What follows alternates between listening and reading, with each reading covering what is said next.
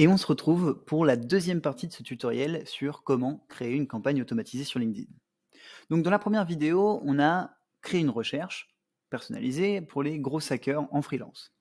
On a extrait leur profil pour en créer une liste sur Wallaxy. Donc là, on est sur l'interface de Wallaxy avec les 448 personnes, avec leur prénom, nom, rôle et leur entreprise.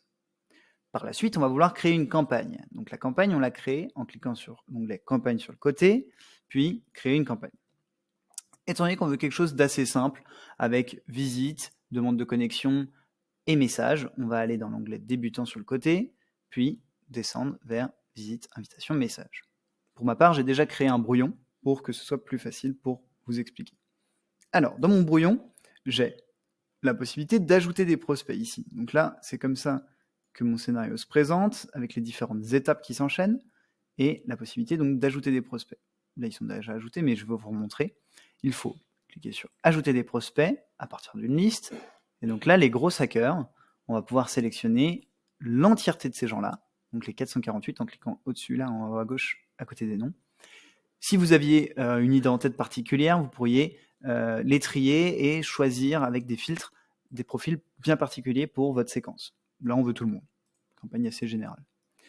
Puis, il y a 3 parties. Donc, soit les gens sont déjà en invitation en attente, donc vous avez déjà fait des actions, vous ne voulez pas les relancer. Voilà, ils sont déjà là, donc on va les sortir de la campagne automatisée. Les gens qui sont déjà connectés, on ne veut pas les relancer parce que voilà, ils sont déjà dans vos contacts. Là, on va vraiment partir des 448 nouveaux. Les non connectés, on va d'abord faire une visite, puis il va y avoir un délai, vous allez pouvoir régler ici, 1, 2, 3, plusieurs jours. Puis l'invitation. En message de note, nous, on a mis « Bonjour first name », erreur classique dans l'automatisation, etc. Donc là, on déballe notre message. Et il y a quelque chose à remarquer, c'est qu'il y a une différence entre le first name avec une seule accolade et celui avec 2.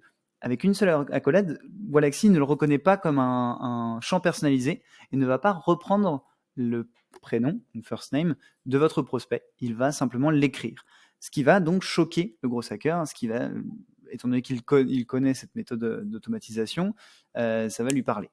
Puis ici, on le remarque avec 2 accolades. Donc là, ça va reprendre le prénom à chaque fois de vos prospects. Donc là, on est sur un message assez générique sur est-ce que vous avez une stratégie d'acquisition pour que la personne soit un effet brise-glace. Donc on sauvegarde. Puis si la personne est connectée, là pendant 15 jours, il va attendre. Si dans ces 15 jours, la personne n'est pas connectée, ça va sortir. S'il se connecte, il va y avoir 1 jour de délai. Puis un message va lui être envoyé. Si la personne répond à la note, le message n'est pas envoyé.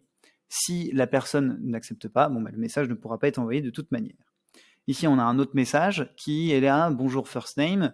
Étant donné que nous, on est sur un service de location de compte LinkedIn, on leur expose un petit peu que ce serait dommage de ne pas profiter de la pleine puissance de LinkedIn en automatisant donc des séquences, mais ce, en toute sécurité, donc avec des comptes qui sont déjà chauffés, avec leur identité numérique propre.